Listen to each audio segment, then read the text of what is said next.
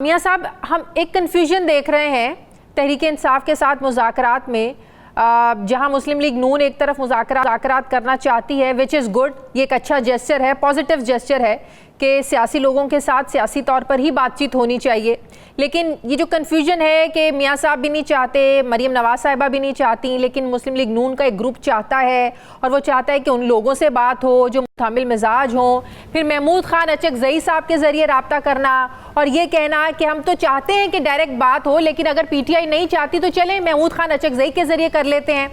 अगर राब्ते करने ही हैं तो फिर ये 9 मई के वाक़यात को बीच में क्यों लाया जाता है? फिर शराइत क्यों रखी जाती है कि 9 मई पर माफ़ी मांगे तो बात होगी? शुक्रिया शाजिया, मगर मैं आपको ये क्लियर करना चाहता हूँ कि देखें, मुज़ाकरात सियासी जमातों से होते रहते हैं, होने चाहिए। और जहाँ तक NRO का तल्लक है, माजी में NRO मिलता रहा है, NRO दिया जाता रहा है और जहाँ जहाँ से होता है, आप दुरुस्त कह रही हैं। मगर आप क्या ये क्लियर करेंगी इस बात को कि पाकिस्तान की हिस्ट्री में किसी दहशतगर्द से किसी भी जमात ने या किसी अदारे ने मुज़ाकरात किए हों या उसको NRO दिया हो? अब बात यह है कि जमात के अंदर यकीनन ये राय मौजूद है एक तरफ के मुज़ाकरात होने चाहिए और एक हैं कि मुज़ाकरात किस बुनियाद पे और कौन कर सकता है। बात सीधी सी है कि 9-10 मई जो हुआ है वो दहशतगर्दी हुई है और दहशत गर्दों से मुज़ाकरात नहीं हुआ करते और माजी में भी दहशत गर्दों से मुज़ाकरात करके उसका कोई अंजाम अच्छा नहीं हुआ।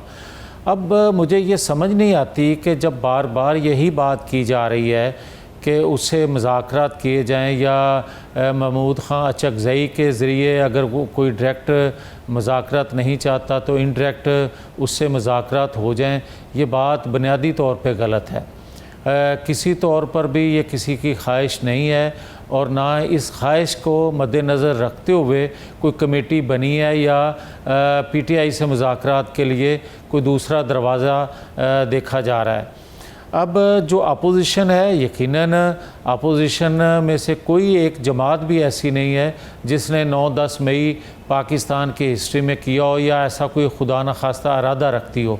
उनसे मुज़ाकरात होने चाहिए, उनके तहफ़्फ़ुज़ात दूर होने चाहिए, उनकी जो गलत फहमियाँ हैं या उनको जो 2024 के या 2018 के इंतखाबात के हवाले से तहफ़्फ़ुज़ात हैं, यकीनन वो मेरे भी हैं, जमात के भी हैं, बाकी लोगों के भी हैं, उसको मिल बैठ के दूर होना चाहिए।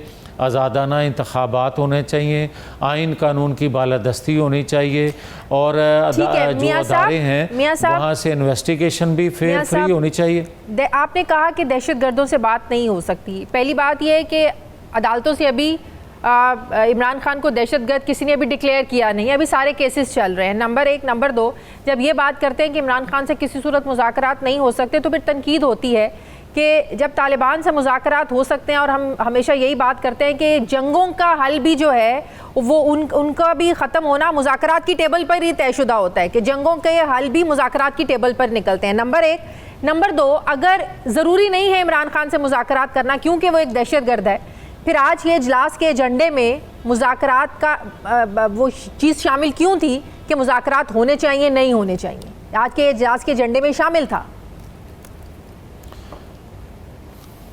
शाजिया, आपने जो पहला अपने सवाल में आपका हिस्सा है कि तालिबान से या दुश्मनों से भी मुज़ाकरात होते हैं, जंगों का हल भी मुज़ाकरात होते हैं, मैं बिल्कुल एग्री हूँ इस पे।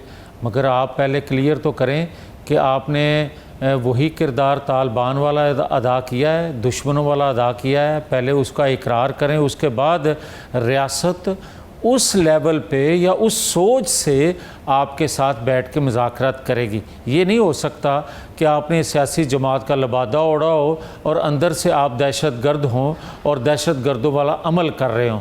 जहाँ तक दूसरा हिस्सा है सवाल का कि इस आज की मीटिंग का एजेंडे में ये शामिल था मुज़ाकरात, यकीनन था, वो था अपोजिशन के उन लोगों के साथ जिनको तहफ़्फ़ुज़ात हैं, जिनको एहसास महरूमी है आइन कानून की अमलदारी में, तो यकीनन उसको दूर करना चाहिए और उसको ड्रेस होना चाहिए। और माजी में हमारे साथ जो कुछ 2018 में होता आया है, हम नहीं चाहते कि किसी और सियासी जमात को भी वही शिकायत आज भी पैदा हो।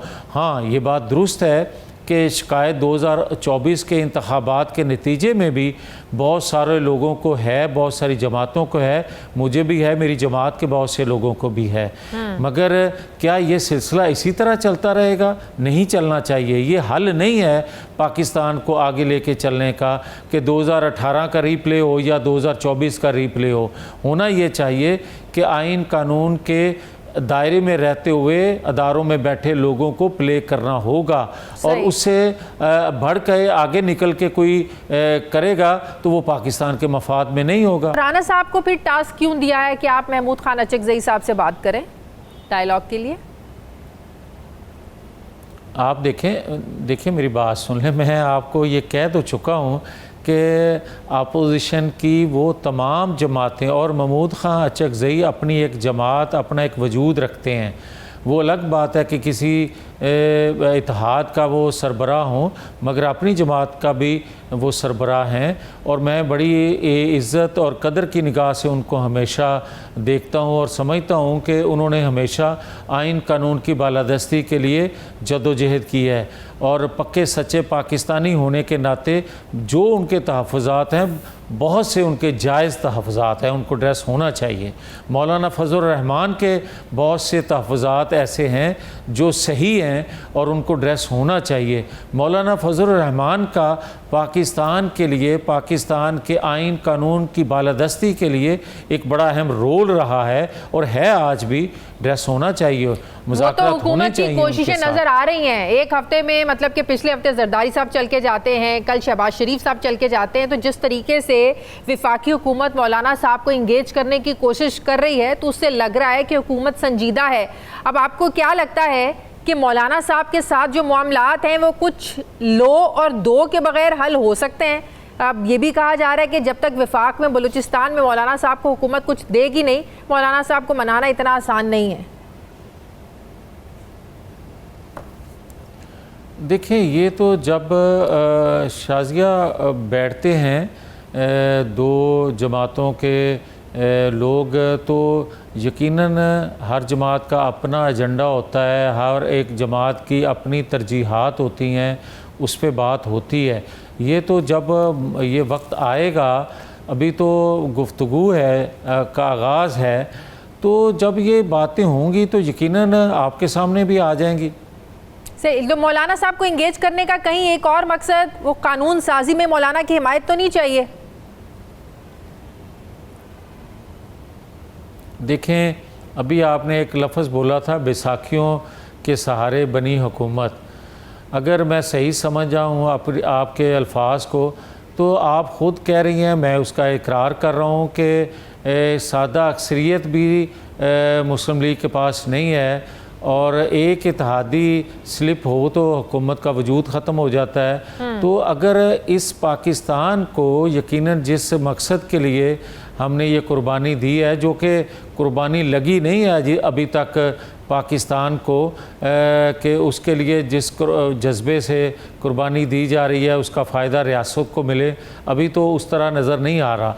मगर अगर सब की सोच एक हो जाए कि जिस वजह से पाकिस्तान आज तक सफ़र करता आ रहा है कि आज़ादाना ना तो किसी अदारे को काम करने दिया जाता है, ना पार्लिमान को काम करने दिया जाता है, ना कि अदारों में बैठे लोग शायद ये मुस्बत सोच के तहत आगे बढ़ते हैं। साहब, आज भी काम नहीं करने दिया जा रहा, क्या आज भी इदारों की मुदाखलत है? आज भी हुकूमत आज़ाद नहीं है अपने फैसले करने में?